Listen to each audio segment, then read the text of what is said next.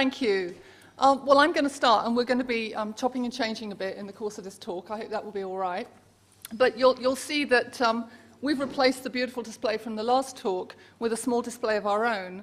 And it's really to act as a kind of mnemonic device for us and for you to remind us of, perhaps the core experience that we all have in relation to the sites of the Earth mysteries, both here and across the world. These are deeply, for me, spiritual places which inspire a deeper connection with the Earth.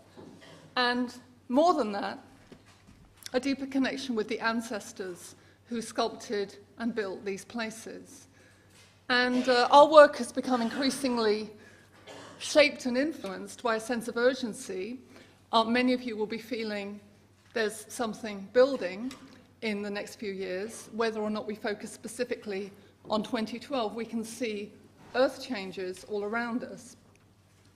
It's a time, we feel, when the connection with the ancestors, those who trod these pathways across the Earth before us, those who shaped these amazing structures that we're talking about this weekend, is more important than ever before. So we brought with us some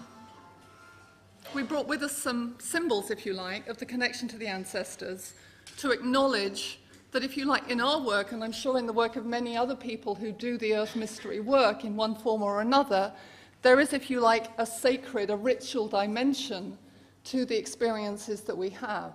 Indeed, many aspects of our work have, in fact, been the result of ceremony and of shamanic journeying. So we've got on the table a beautiful bunch of woad as a symbol, if you like, of the ritual awareness of our Celtic ancestors who painted themselves in woad, the blue powder that's extracted from that amazingly yellow plant, when they went into battle and for other sacred occasions. And it seems clear that woad for them represented the energy of sky. It was this vivid indigo blue. It could sometimes seem almost as black as night.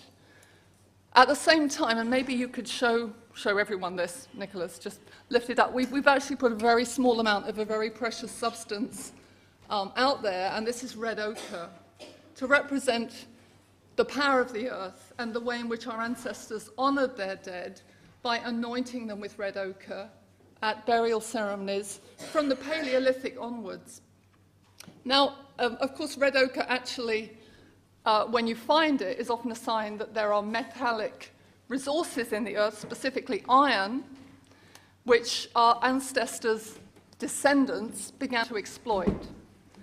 And in a way, in our own connection with the ancestors, we're very aware of the way in which they work with different materials and their developing passion for shaping and sculpting the earth, initially in a very reverential way, led us further towards, you might say, our technological fix. But the ancestors that we feel most strongly connected with are the ones who worked with stone. And the ancestors who, if you like, were just beginning to move out of the very nomadic experience of the Mesolithic hunter-gatherers, who trod the paths across the Somerset levels, and who, in order to make that transition easier, laid down trackways. One of the most ancient trackways known to man is, of course, just a few miles from here, the Sweet Track, which I believe they've carbon dated quite precisely at around 3,800 years before Christ, or BCE. So we know our ancestors were here and in this landscape. And we're very aware of them as, if you like, holding a gateway to an ancient memory that was of a time when man was still in balance with nature, beginning to shape it tentatively, reverently, with, we assume, many ceremonies of propitiation and offering to indicate a sense that any movement of the natural landscape was dangerous, had the risk of offending elemental powers, spirits of place. We've lost that awareness, sadly, as an entire culture, but I like to think that those of us who are committed to Earth mysteries are restoring that awareness, are recovering it. And in that recovery of the sacredness of Earth and the danger of damaging our relationship with it, we are being guided, consciously or not, by the ancestors. So we've also burned some sage and copal and pinon just before we started this talk. I hope it isn't catching at the back of your throat, anyone, but we have taken it out now. But that's also an acknowledgement that actually our own work has not just been guided by the British ancestors, with whom we feel a very close and a very passionate connection, but also by the ancestors from, above all, Central as well as North and South America. And of course, many of us at this time feel guided to some extent, drawn to some extent, to the teachings of the Maya. You'll see later on in what we have to say that our own work involves a developing sense of how the archaeoastronomy of Glastonbury, of Avalon, can help us to understand the precessional cycles, which, if you like, our growing knowledge of the Mayan calendar has given us a stronger connection with. Precession has been a concept that's been around for a very long while. But now, today, as 2012 approaches, we seem to have a much greater awareness of what precession actually means. And Nicholas and I are going to be suggesting some of the ways in which precession marked a major transition for our ancestors, just as well as marking for us today, at this epoch, a major shift for humanity. Quite what that shift symbolizes, we'll be trying to suggest, tentatively, on the basis of our interpretation, not just of this landscape, but of the Mayan perspective on the stars. So I'm going to pass over to Nicholas now. Do you want me to say a bit about this? Okay, it's our first image, and it's just a reminder that, if you like, we're still at a very early stage in trying to understand the cosmology of our Mesolithic and Neolithic ancestors. The reason we're at such an early stage is because in this part of the world, at least, they left no written records. We're piecing together the cosmology of the Maya, who obviously lived a lot later than our Neolithic forebears in Britain. But here is the evidence of place, and it's the evidence of what they did with landscape that leads us to reach certain conclusions about how they saw the world and how they saw their relationship between Earth and sky and the underworld. So here, on the basis of the topography of Avalon, we've speculated that there is, if you like, a broadly three-tiered model. You could multiply that, I'm sure, and of course some of you will know that there's a kind of 9-tiered underworld for the ancient Maya. But here you'll see that there's a kind of underworld, lower world region associated with wateriness. That, for our ancestors who crossed the levels, would have been the wateriness of the Somerset levels.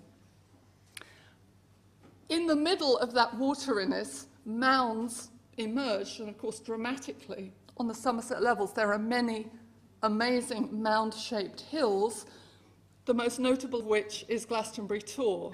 But the biggest of these mounds could be said to represent, a connection with the sky, the upward pointing energy, as well as the downward reaching energy of the axis mundi. But we're focused here on a kind of middle, intermediate mound between the highest mound of this landscape and the lower watery regions of the levels. And that's the mound we're going to be talking about, a mound which we feel hasn't received very much attention until recently. In fact, I really have to honour Nicholas in this respect. When I met him, he was living on Windmill Hill in Glastonbury, kind of moving round and round it in a kind of slightly obsessive way, trying to work out what it represented and why there was a mound on the top of this fourth hill of Avalon. Anyway, you will see that we've speculated, if you could just move back for 1 minute, we've speculated that that mound was a ceremonial focus mediating between, if you like, the upper and lower worlds, represented by the Tor reaching into the sky and the wateriness of the levels. And if you would move on, yeah, great, to the next slide, we'll see whoops. Yeah, we'll see that Silbury Hill, and we're going to talk a little bit about what is ongoing work we're doing with Avebury at the moment, works in a very similar way. You can see the wateriness of actually the River Kennet, which is formed by the meeting of the Winterbourne Spring and the Swallowhead Spring, just below Silbury, and which floods in the early part of every year, just after the winter solstice. And it seems to us, as we'll show towards the end of the talk, that that wateriness represented for the Avebury builders, as it did, we feel, for the ancestors who gathered around Avalon, a very symbolic connection with the lower world. But beyond Silbury, you will see higher hills, and there's no doubt, and we'll begin to indicate, what is, as I said, ongoing work, that Silbury occupies a place in relation to a wider landscape. So you could say there are mounds in relation to mounds, which indicate a sculpting of the landscape and a sense of reverence in which different mounds had different significance. Different hills were more or less sacred. So we'll come back to Avebury shortly, but let's just remind ourselves of what was the focus of our first attempt at star work, which we're going to be sharing with you today, and that is, of course, this magical hill, pyramid, Tor, this holy tump of Glastonbury Tor. So I'm going to hand over to Nicholas here.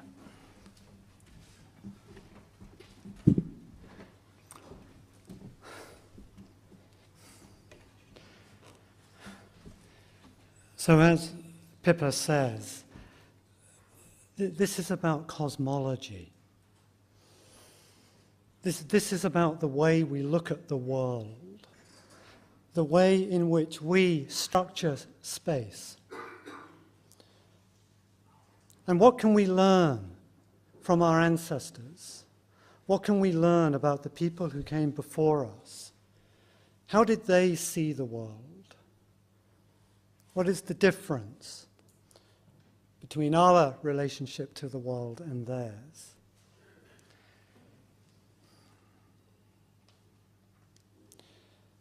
So the story today begins with this little mound on the top of Windmill Hill, or Edmund Hill in Glastonbury, the fourth sacred hill of Avalon. As Pippa said, I've been circling around this mound for ages, that in perhaps many lifetimes, trying to understand what it was. And the key, when it came, was blindingly obvious. That at dawn, on the winter solstice, if you stand on this mound, you will see the sun roll up the side of the Tor. The inclination of the Tor and the rise of the sun exactly coincide. And it's become quite a feature now, with people turning out to watch this event. And we like to think our ancestors were there, perhaps before the mound was built, thousands of years ago. And Alan Royce has kindly provided this picture and others that you'll see to show this winter solstice event. And of course, this is the moment when the sun is at its lowest on the horizon. The sun has tracked ever more southward until it's virtually standing still, hence the solstice. And then it's reborn, a critical moment in the calendrical cycle of the year. And we still gather. We still gather today to honor this event, and we make our offerings, hopefully in the same spirit as those people who were there before us. Now, because of slight differences in the orbit of the sun and the earth, 5,000 years ago, the sun didn't as much roll up the side of the Tor as it rolled up underneath it at the winter solstice. And if you position yourself in a manner that would have corresponded to where the sun was 5,000 years ago, you would only see the sun when it flashed in the notches created by the terraces. And the archaeoastronomer Robin Heath has kindly provided a survey, and you can see the yellow disk of the sun here rolling up the side of the Tor today, and the crosses show where the sun was 5,000 years ago. Well, actually, in this case, 4,000 years ago. And if you imagine those yellow disks slightly lower, you will see that the top rim of the sun would be visible only if notches had been cut into the side of the Tor. So there's an argument here, perhaps the first evidence we have, possibly, for early shaping of the Tor, an astronomical purpose. It's possible that the sun would have flashed as many as 5 times in the notches before it rose upon the summit. This is the kind of precision that we know the people of the Neolithic age were really into. If I can add just one thing, I don't know if can you hear on this? No. Yeah? Can you hear? No? Okay, come on. Okay, I give up. We know that a Neolithic axe was found on the Tor, which had been used. It's not a votive offering, but it does indicate that there was probably tree clearance on the Tor in Neolithic times. That's one of the indications of the kind of activity we're talking about in terms of making the Tor workable as an observatory. It is. It is working.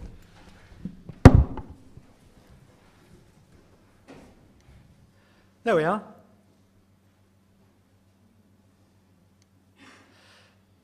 Now, another interesting alignment from the mound is that on the same day, winter solstice, if you turn and look to the setting sun, there is quite a nice alignment over the summit of Wuriol Hill, through Allah Hill, Return Hill at the tip of it, to the Blackdown Hills beyond. It's quite a nice natural alignment formed by the hills across the Somerset levels. Winter solstice sun setting at about 231 degrees in that era. So in essence, what we have, winter solstice, the Neolithic era, at dawn, the sun rolls up one side of Tor, reaches a zenith over the summit of Chalice Hill, and then sets over the third sacred hill of Avalon. The mound is perfectly positioned to observe the relationship of the sun to the natural landscape. Now, as I'm sure all of you are aware, the summer solstice sun rises at 180 degrees to the winter solstice setting sun. So if you now go to the summit of Wuriol Hill and look back to the mound, so here we are on the summit of Wuriol Hill, look back to the mound, you will see the location of the summer solstice sunrise. So not only was the mound positioned to be a back site for observing the winter solstice sunrise over the Tor, but it is also operative as a foresight for watching the summer solstice sunrise. It's just one of those nice coincidences that the first church, the old church in Glastonbury, just happens to be on that alignment, but of course below the line of sight. And Alan has kindly produced another evocative image of our ancestors watching the summer solstice sunrise from Wuriol Hill. So, we've got 2 very nice solstitial alignments on the Isle of Avalon. One from Wuriol Hill through the mound, summer solstice. One from the mound to the Tor, winter solstice. And it's just another one of those nice little touches that, due to the differences in altitude between the hills, these 2 lines, when the sun is at the top of the Tor, intersect at 90 degrees. Just a right angle, the right angle to be. So that's just another detail that our ancestors were interested in. And also, quite extraordinarily, when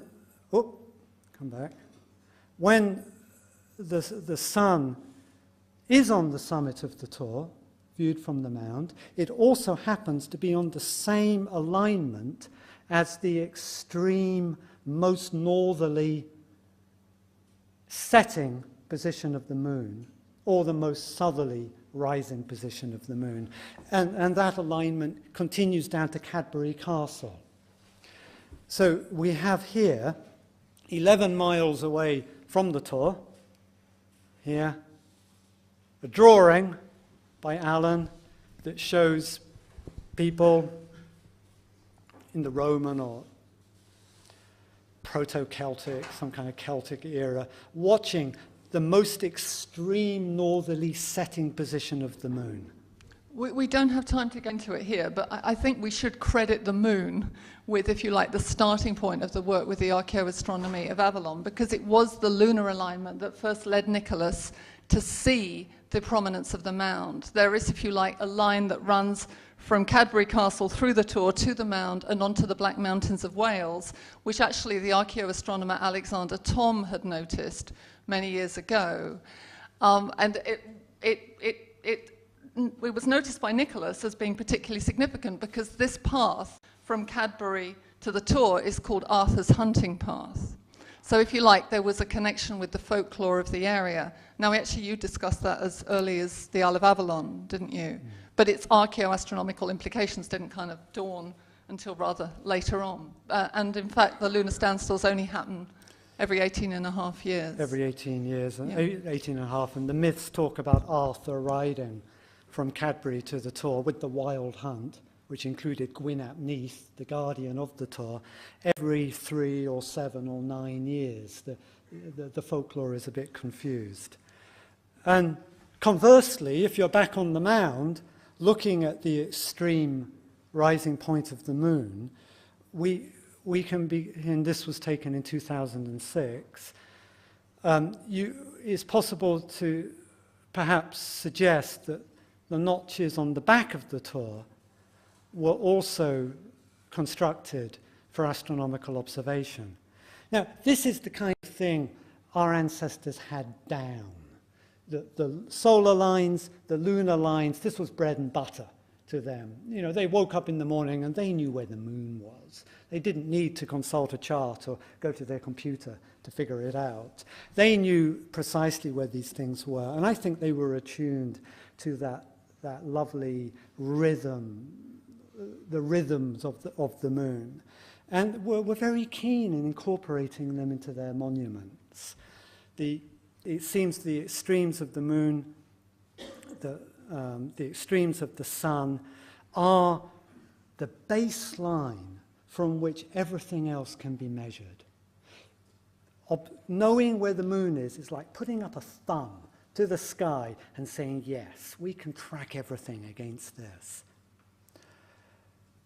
Wouldn't take much to observe these small movements in the position of the moon. A few posts along the back of the Tor, 50 feet apart. You could track the moon quite easily. It is, however, with the stars that the story starts to get very interesting indeed. We know they were looking at sun and moon. The evidence is irrefutable. As I'm sure you're all aware, look at the extrapolation fan at Stonehenge, the fans of post holes at the entrance, precisely watching for the position of the moon. The post holes in the car park for the northern extremes. Bread and butter. It's the stars that I think can take us deeper into the mysteries, the deeper cosmos that they were looking at and that they were concerned with. Now, during the Neolithic period, an observer on the mound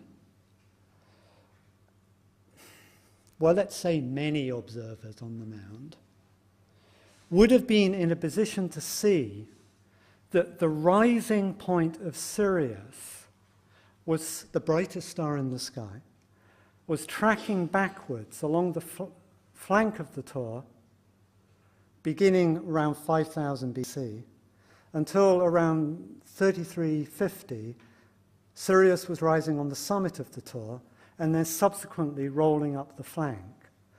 So this means that the rising of Sirius shared the same path as the winter solstice sun. The two coincided. This was due to precession, the slow tilt of the axis of the Earth around a 26,000-year cycle, which changes the rising position of the stars. And if we have observatories set up in this landscape to observe the extreme rising position of the sun,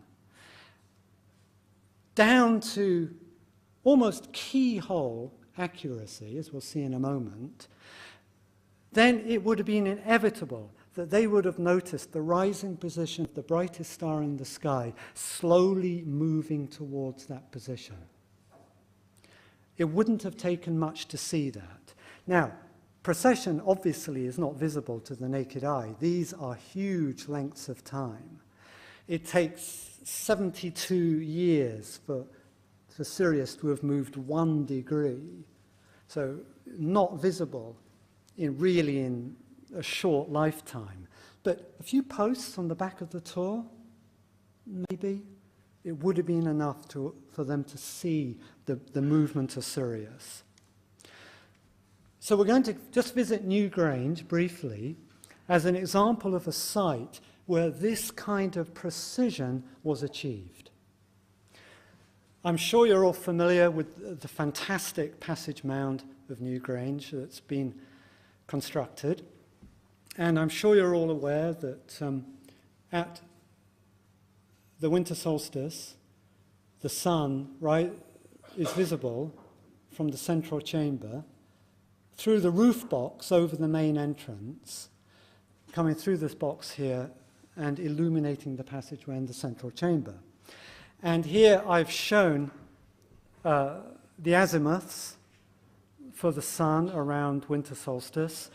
So this first line shows the position of the sun a week or two on either side of the solstice, and this shows the sun at the solstice around the last quarter of the 4th millennium BC, which is the time Newgrange was constructed. I've taken the data of 3,150, when we know Newgrange was in place and was operative. And you can see that at winter solstice, there would have been a little flash of the sun up in this corner. So we're getting almost that keyhole accuracy for looking at minute movements of the sun. We're not just looking at degrees here, we're looking at seconds of arc. So, as this period happens to be the time when the path of the winter solstice sun coincides with the path of Sirius, obviously at different times of the day and year, observers at Newgrange, observers in the monument of Newgrange in 3150 BC could have observed Sirius rising at this azimuth through the roof box. 3,400, it would have been over here. 3,300, approximately the middle. When, a couple of speakers here have talked about Newgrange being built 3,200. It's give or take 100 years or so. We really don't know. But you can see the kind of precision. Now, we also know at this time that the ancient Egyptians were extremely interested in Sirius. And we know because they told us. They had hieroglyphs unfortunately, there's no writing remaining from the Neolithic period that allows us to get inside the minds of our British ancestors. But there are the hieroglyphs from Egypt, and we know they were very interested in Sirius indeed. The first reappearance of Sirius, the heliacal rising of Sirius, was precisely tracked because it allowed them to get an idea of when the Nile would rise and flood the land. They looked also for its final appearance a few months later, the heliacal setting. And there's some figures for those who are interested in following up this research. I won't bore you with them now. Coming back to Glastonbury, I've superimposed the New Grange roof box on the tour, and you can see Sirius, approximately 3,150, rolling up the side of the tour, obligingly flashing in the notches created by the terraces, if any terraces were there at that time, allowing very, very precise astronomy. Pippa says I shouldn't do this, but I'd also just like to draw your attention to the three stars that form what we call the belt of Orion, and these would have been rising approximately over here, and they point back to Sirius, and it's just possible that this stone that's at the rear, opposite the entrance of Newgrange, with its arrangements of 3 cut marks in the curbstone, with some kind of light phenomena in the middle, is also suggestive of the rising of Orion pointing to Sirius. We don't know, but it's these kind of petroglyphs that are the closest we're going to get to interpreting what the ancient ancestors of these islands were looking at. Here we are, 3000 BC, Tal Adi, a stone from Malta. Were they looking at the stars?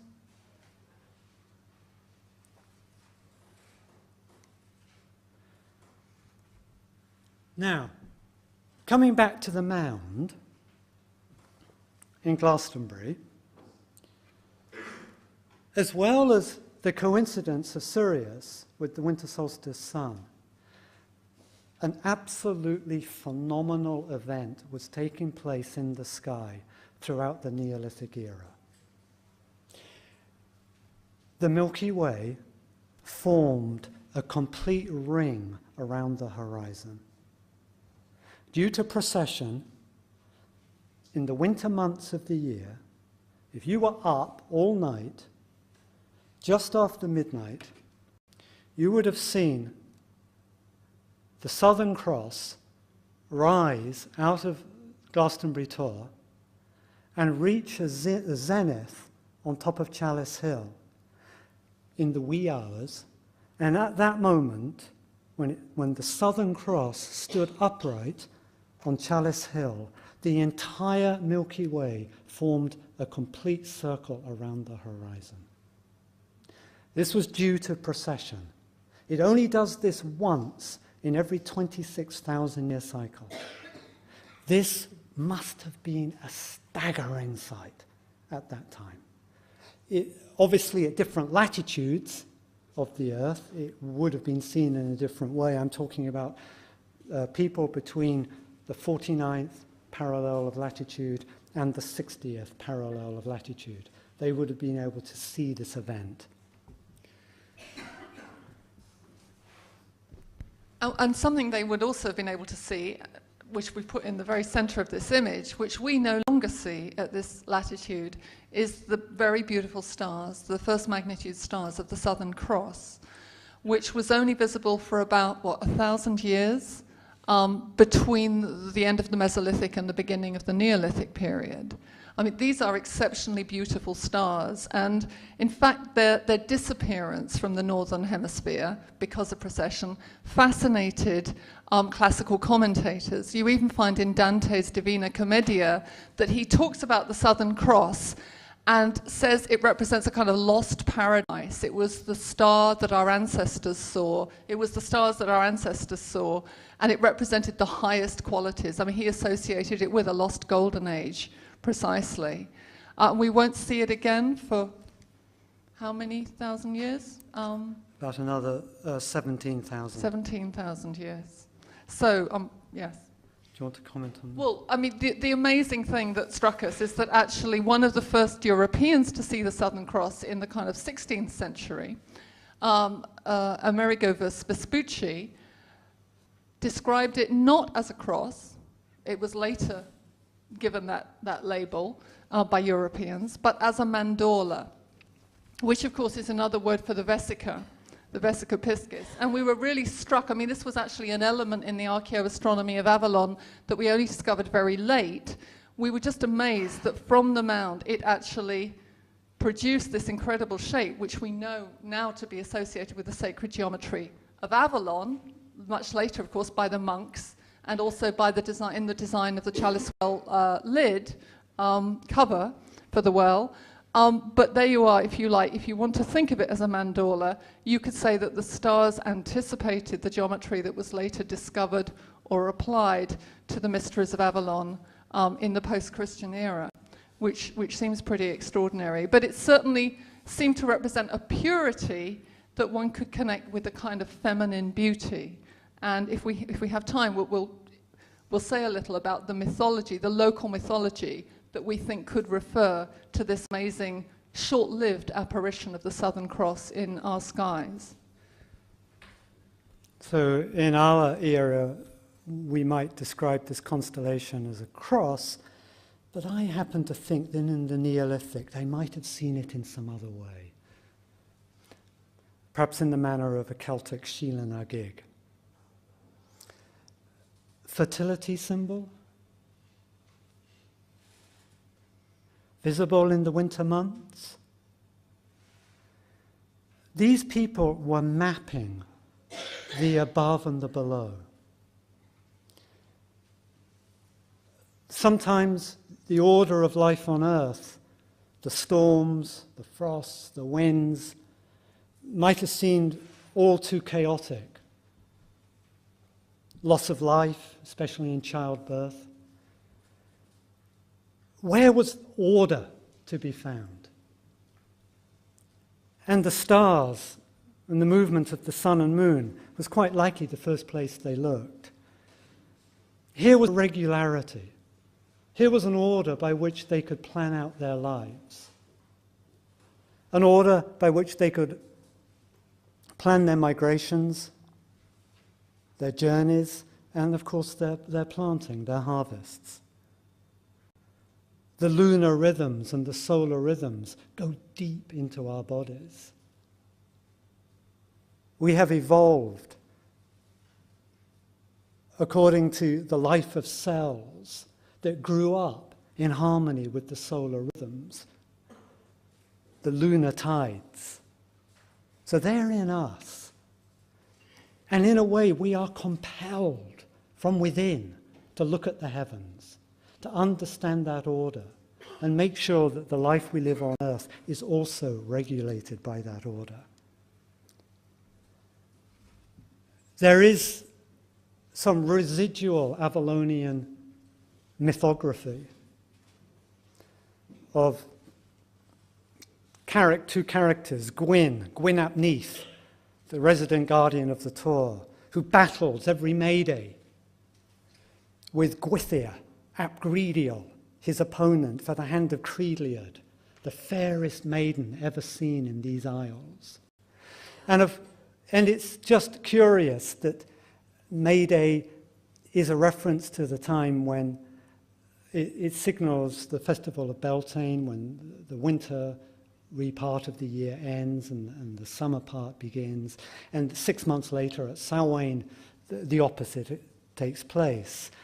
And we noticed that, well, if you look, this is a distorted view. This is east and this is west. So you have to imagine yourself in the center of this. You have to wrap this perspective around you.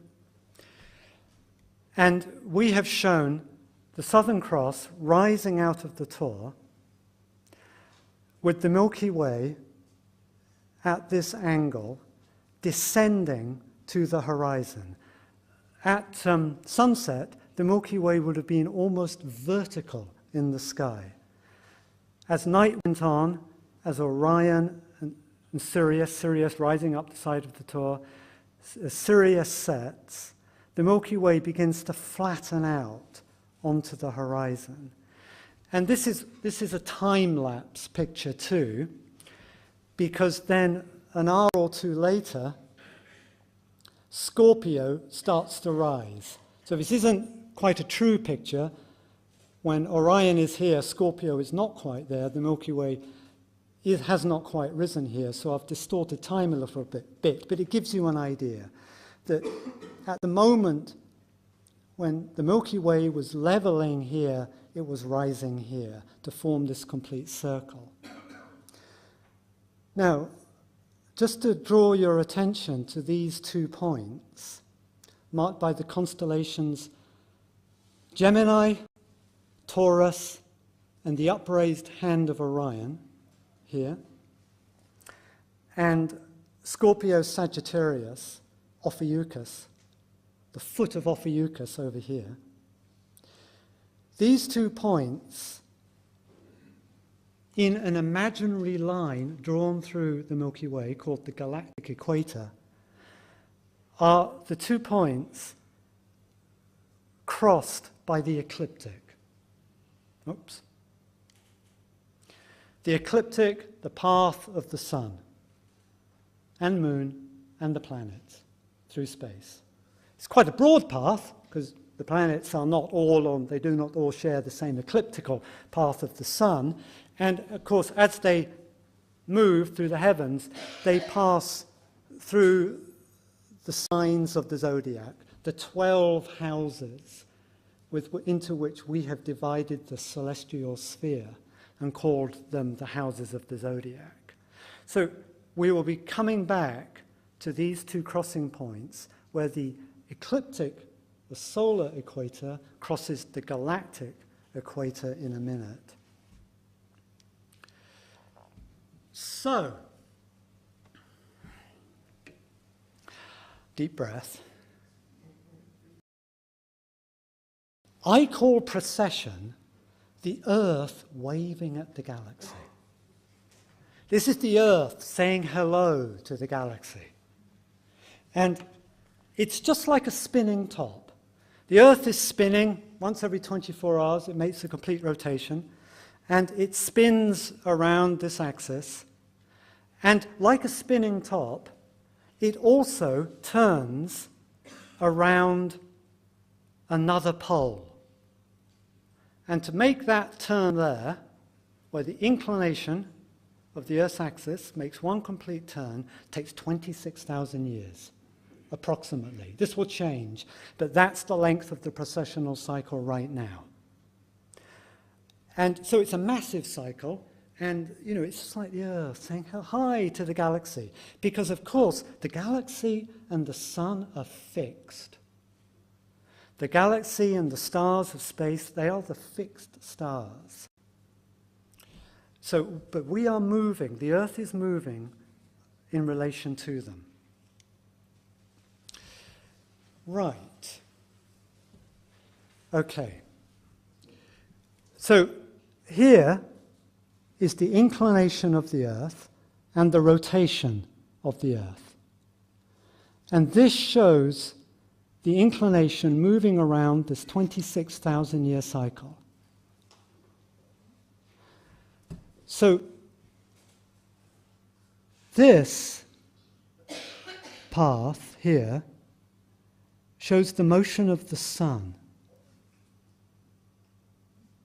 But and this shows the points, in this case where the equinoxes cross the ecliptic, the plane created by the orbit of the sun. So can you see how if the inclination is going around like this, how the equinoxes will slowly precess, in other words, move around, how this disk here, the inclination of the Earth, will slowly precess. Every 26,000 years, the equinoxes will cross the ecliptic of the sun at a different point. So every 26,000 years, the inclination of the Earth's axis, whose rotation defines our view of the celestial sphere, the stars and the galaxy, turns about the ecliptic axis, dramatically altering the position of the poles, the stars and the galaxy.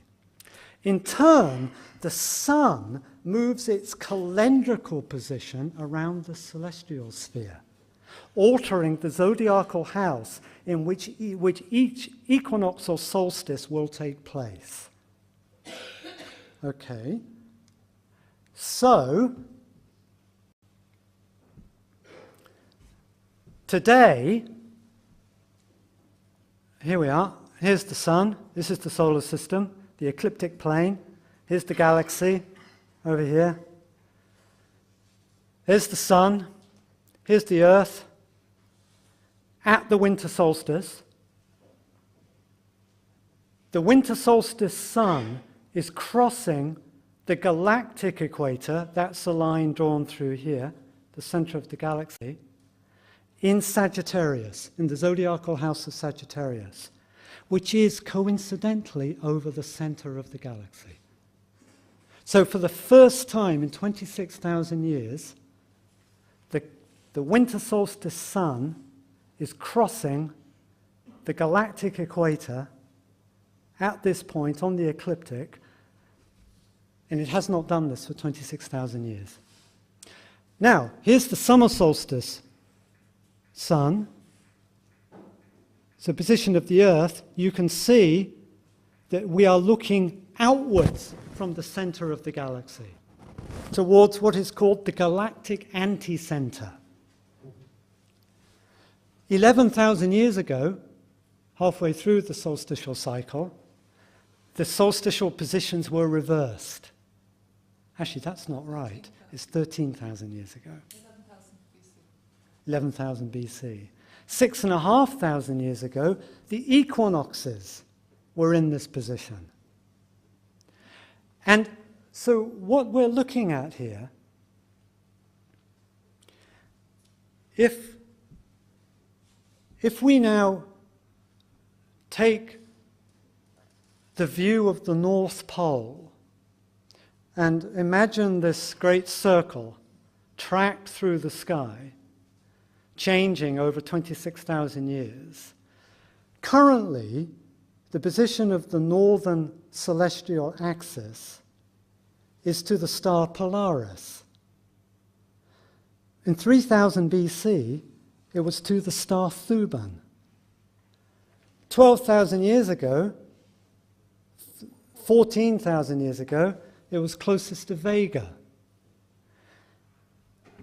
And this cycle of the North Pole tracks what the ancients called the Great Year of precession. And not only do the positions of the northern and obviously the southern poles change, but also our relationship to the galaxy. And here you can see that in the Neolithic era, say 5,000 to 3,000, the Earth's pole was at its greatest inclination away from the galaxy. And this is the reason why the Milky Way was completely visible around the horizon, because the Earth was tilted far enough away from the galaxy for that effect to be seen at the northern latitudes. In 8000 CE, we will be tilted at our closest inclination towards the galaxy. The galaxy will move its lowest. It won't appear vertically overhead and then drop to the horizon over the course of the night. It will only move a little bit over the course of the night. We are at the midway position right now.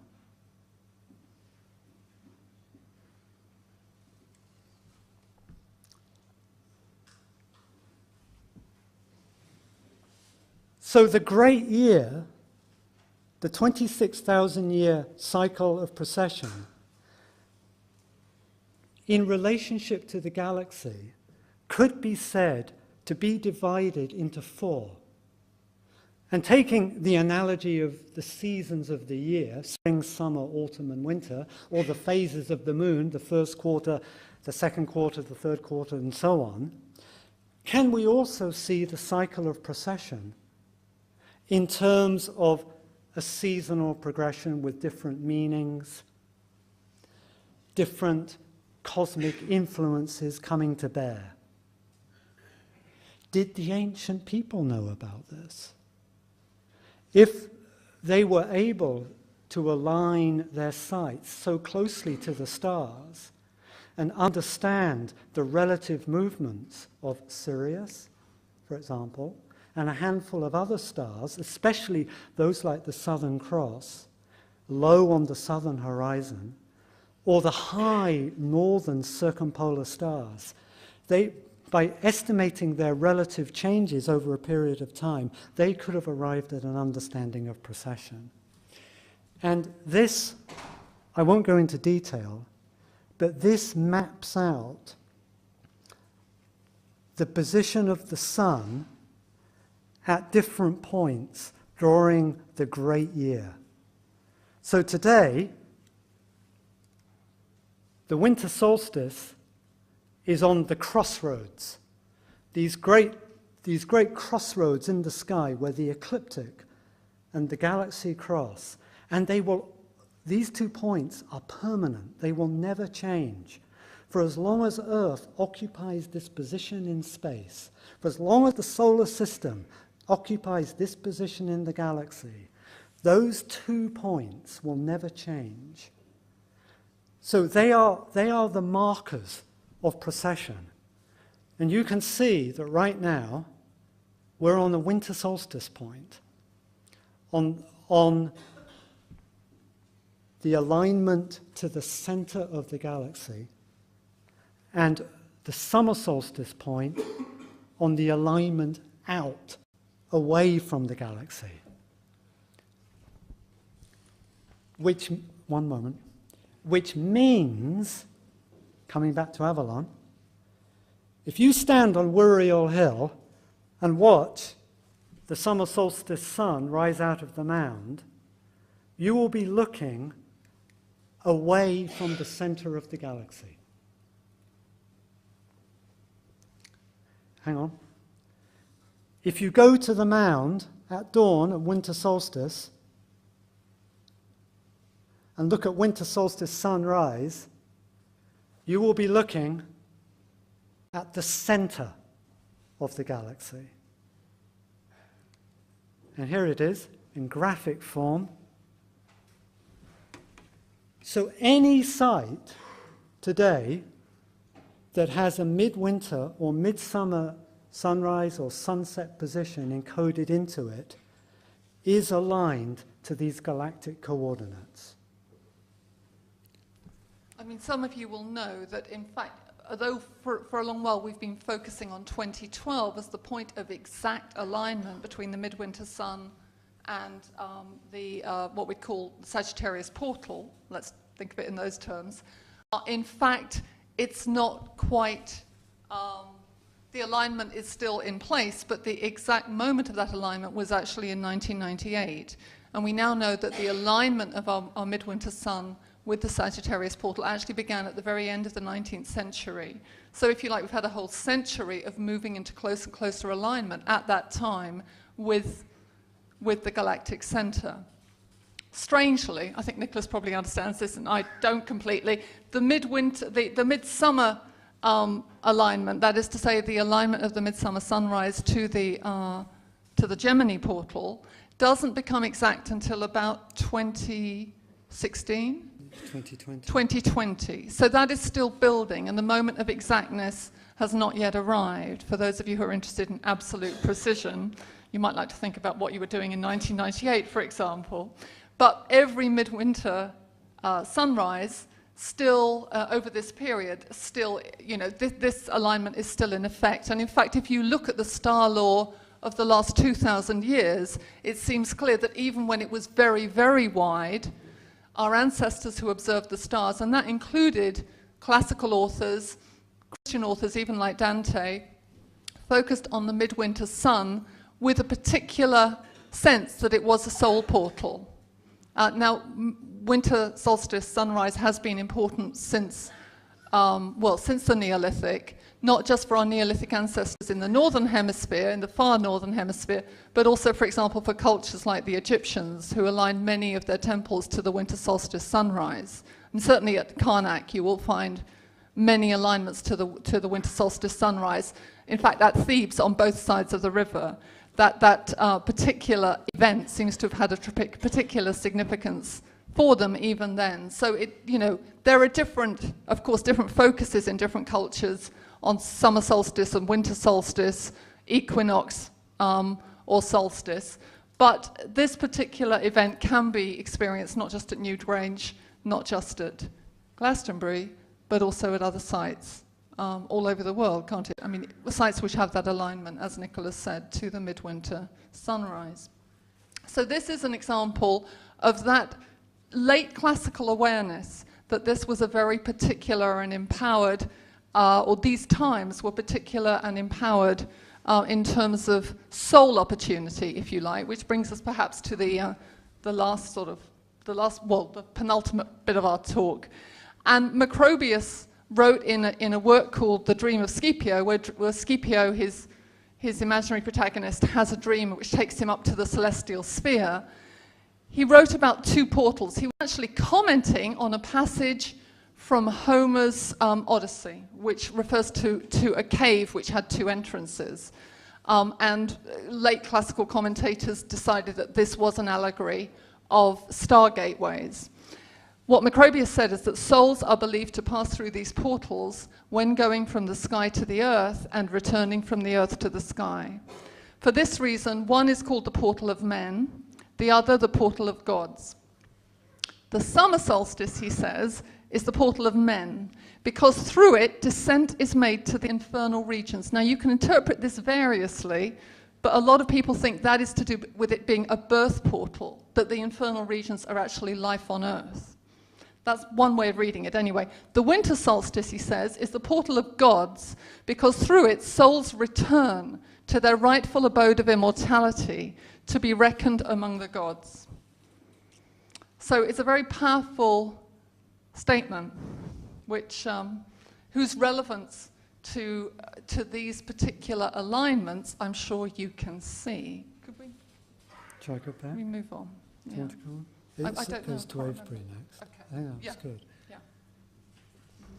I think you can begin to see the significance of some of the features that we've picked out from this astronomical study.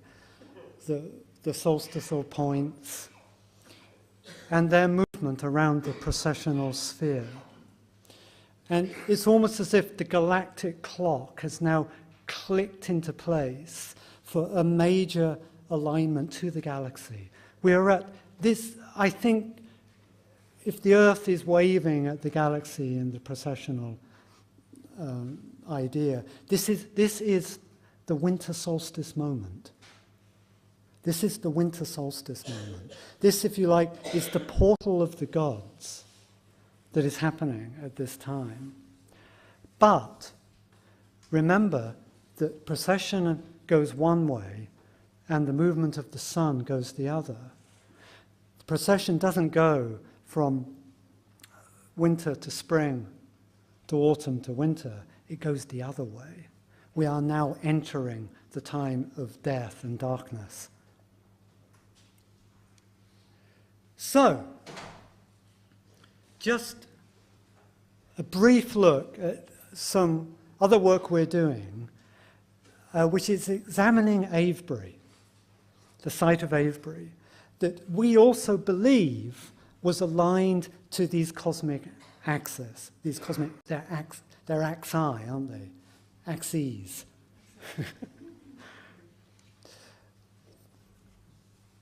The white chalk from the ditches that forms the outer henge of Avebury would have made a fantastically brilliant circle of white in the valley. Was this in emulation of the ring of the Milky Way in the sky above? Were the other sites being built in Britain at this time, especially on the chalk downlands, also models of the white road, the white circle of life and death in the sky above? We noticed that Avebury has what I call a main axis. The obelisk, the cove, and other anomalous stones that perhaps were there before the henge in the outer circle was built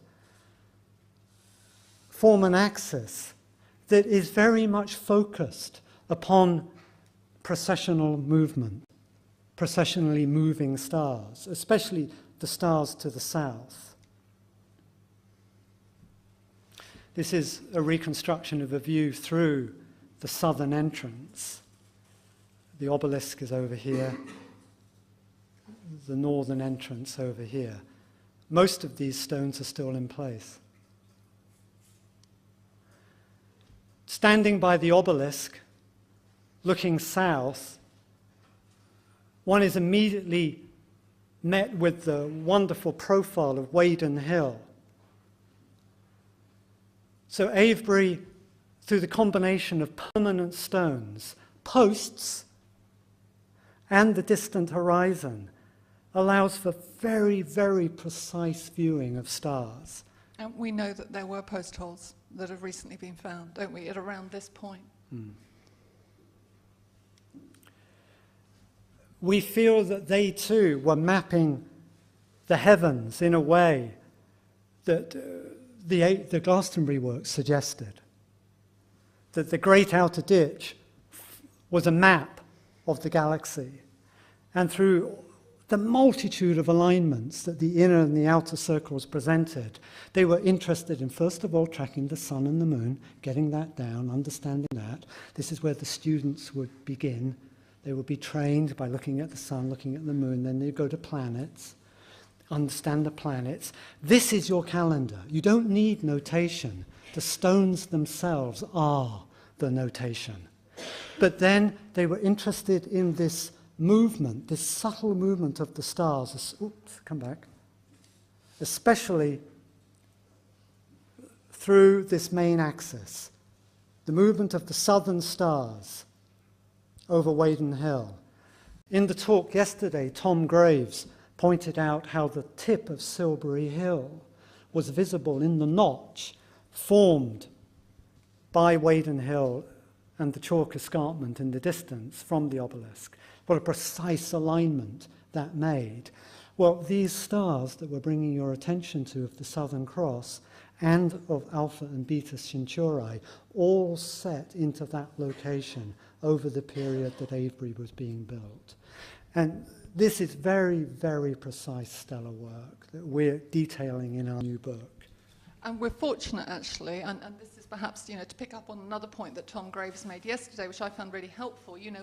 A lot of us get, we might say visionary downloads through our work with these sort of sites, but it's wonderful to be able to check what you're getting with information provided by the archaeological establishment, who may not have moved from a position of extreme skepticism very far, but they are softening nonetheless as a new generation of archaeologists comes along. And of course they have this wonderful tool, which seems to work very well, called radiocarbon dating. And in fact, just as we began this work, kind of miraculously, a lot of radiocarbon dates were made available for the whole of the Avebury site, including the sanctuary, West Kennet, Long Barrow, and so on. So it was possible to be very specific in terms of the star work, which of course has also been aided by the incredible technology that makes ancient astronomy available on your computer with the touch of a button. That's, to see the ancient skies like that has not been possible for since just over the last 10 years or so, hasn't it? Yes. Yeah. But having said that, we work to I'm sure there are members of this audience who know how difficult the methodology is here. The archaeoastronomy is incredibly difficult work. We don't want to make any claims. and we have to proceed very closely with the academy and so on. But having said that, do you know where we get most of our information from? We make offerings. We go to the sites, we make offerings, and we are told. I doubt whether any of this could have been accessed through a direct logical method. Is that fair? That's why we thank the ancestors. However, there are some guys, more recent, who were tracking this stuff, who were writing about it. We know they were fascinated with exactly these movements. And okay, yeah, well, this may seem like a bit of an aside, but we have mentioned how important... Actually, can I stand there? Can I give you that? Can I? Yeah, thank you. We've mentioned how important the ancient Maya are to our thinking about precession at this time. And before just saying a few words about this, which is not irrelevant, I promise you, I'd just like to honour two amazing women Mayanists who have actually played a key role, on the one hand, in helping to decipher the Mayan hieroglyphs, and I expect many of you will be aware there have been major breakthroughs over the last few decades, but also in taking a step beyond the accepted view and trying to work out the relevance of Mayan cosmology to some of the most important images and texts that have been left by the Maya. And these two women are Susan Milbrath and Linda Shell, both of whom published major work in around the year 1998, which I find really interesting because you'll remember me saying that that was the year in which this alignment of the winter solstice sun to the galactic center was in fact exact. Susan Milbrath wrote a book called The Star Law of the Maya, which she was obviously finishing in 1998, came out in 1999, an incredible insight into the detailed representation of constellations and planets in Mayan hieroglyphs. And Linda Shell, who started out as an art historian, made a breakthrough set of discoveries which related to the Milky Way as a soul portal. This, of course, was made famous by Erich von Däniken in Chariots of the Gods. It's the image from the tomb of a great Mayan leader, Pakal Votan, at Palenque, I think, isn't that right? Which represents him doing something which Shell translated from the Mayan inscription as entering the road. This is Pakal dying and entering the road. He's entering, and it was Shell and Milbrath who really made this insight available. He's entering the winter solstice portal, and I'll explain in a moment quite how that works. And this is a scary point of entry. It might be described by Macrobius as the immortal portal, but it is an entry into the underworld where dangerous beings submit even a great ruler like Pakal to a very testing experience. So he has lots of protective amulets on his chest. He also has on his chest, I don't know if you can see it, a kind of turtle carapace, which represents the constellation of Orion. And there's a sense in which he is both going down into the winter solstice portal and then ascending. Von Däniken thought it was a space machine that he was looking at here. And it's true that there is a kind of concept of liftoff, but he has to go down to go up, as it were. The whole road of the Milky Way, Shell argued, is represented by the axis there. It's a kind of axis mundi, which the Mayan ruler was seen as being most closely connected with. It's almost like his umbilicus. Crossing it as a kind of crossbar is the path of the ecliptic, as a kind of, a loop, isn't it, over the crossbar, the path of the sun and planets. And therefore, that also represents the two key crossing points, you could say, that are also the upper and lower parts of the tree. Although at the very top seems to be the pole, represented by a bird called Seven Makor. Now, Shell herself entered the road in 1998. And in the same year, I think it was published posthumously, she and a man called Peter Matthews wrote a book called The Code of Kings, in which they essentially broke this code of the Pakal Votan tomb and talked about the lower part of the carving as representing an entity called white bone snake. You can see it's got a it's a skeletal reptilian form that Shell and Milbrath, Shell rather tentatively, because you can imagine she was getting a lot of flack from the establishment, and Milbrath rather more confidently said was the southern skies, and more specifically Scorpio Sagittarius, the Scorpio Sagittarius area. The Maya did see the Scorpio constellation as a Scorpio or a skeletal snake. So in order to enter the road, you have to go through white bone snake, as understood by the Maya. And then the journey to rebirth begins, the passage up the road in the direction of what you might call the galactic anticenter, rebirth in their cosmic hearth, which for them were the three founding stones of creation represented by three pivotal stars of Orion. And that's what the turtle on Pakal's breast represents. So it's an extraordinary breakthrough. It's really interesting to me that this breakthrough happened in 1998. The Maya had a concept called Yitzkan, and it was the blessed substance of the sky. For them, you know, the shaman and the king as shaman put the people in contact with the blessed substance of the sky, which was the fundamental nourishment we all needed to feed off.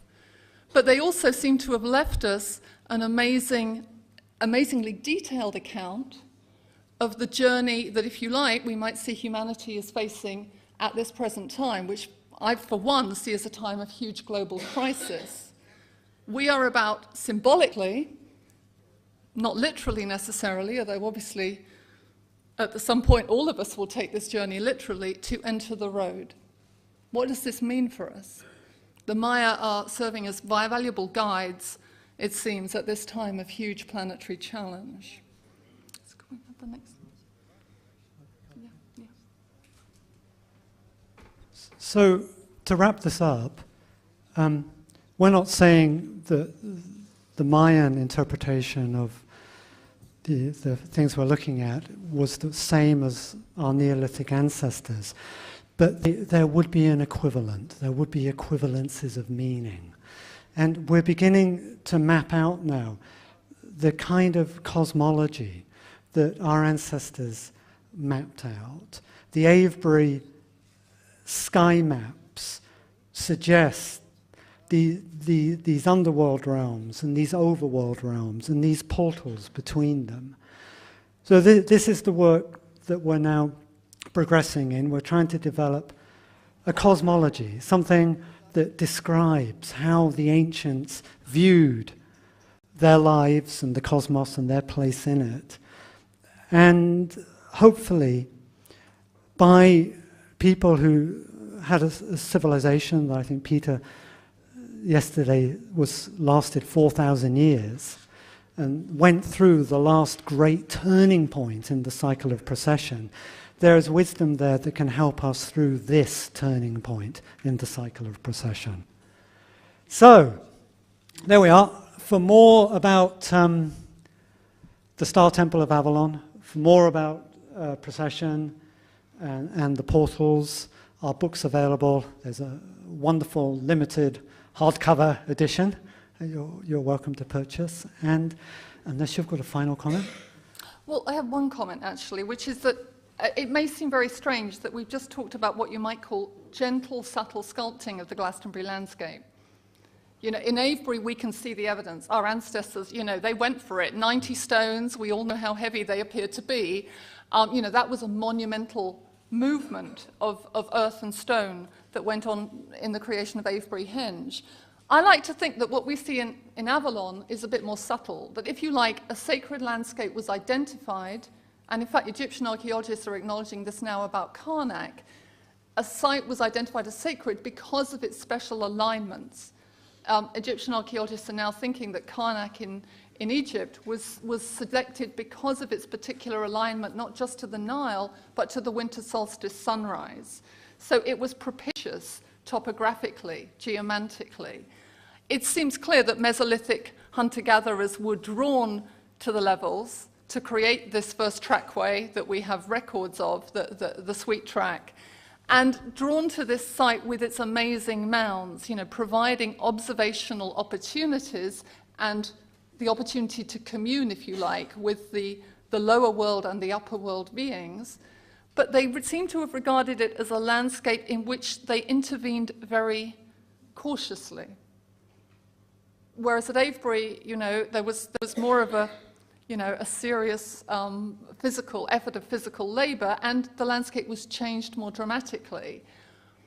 They work differently, but it seems to me that to find the sacred sites of our ancestors doesn't always mean looking for stones. We can find them in many different ways. The landscape will lead us, and that's part of the power of Avalon, if you like, that we don't have particular architecture directing us. We may have a Neolithic mound on Windmill Hill. We may have Neolithic trenches carved on the Tor. We know the ancestors were here, but they treated this landscape very reverently. And perhaps that's part of the mystery and the power of Avalon. Thank you. So, is there time for questions?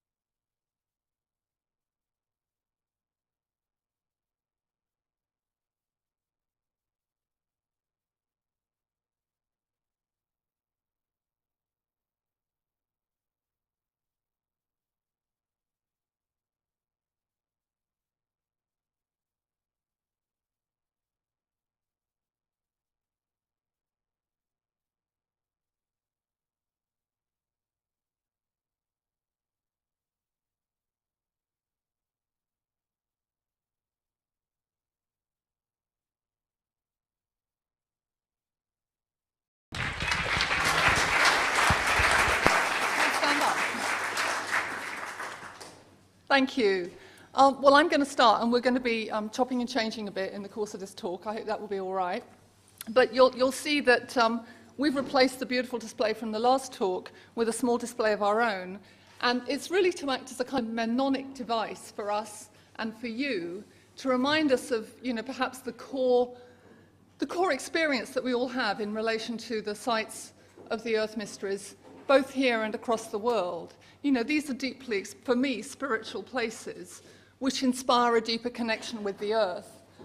And more than that, a deeper connection with the ancestors who sculpted and built these places. And our work has become increasingly shaped and influenced by a sense of urgency. Many of you will be feeling there's something building in the next few years. Whether or not we focus specifically on 2012, we can see Earth changes all around us. It's a time, we feel, when the connection with the ancestors, those who trod these pathways across the Earth before us, those who shaped these amazing structures that we're talking about this weekend, is more important than ever before. So we brought with us some symbols, if you like, of the connection to the ancestors, to acknowledge that, if you like, in our work, and I'm sure in the work of many other people who do the Earth mystery work in one form or another, there is, if you like, a sacred, a ritual dimension to the experiences that we have.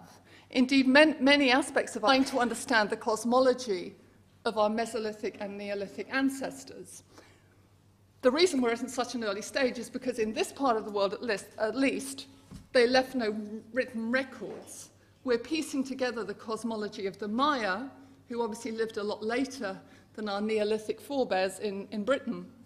But here is the evidence of place, and it's the evidence of what they did with landscape that leads us to reach certain conclusions about how they saw the world and how they saw their relationship between Earth and sky and the underworld.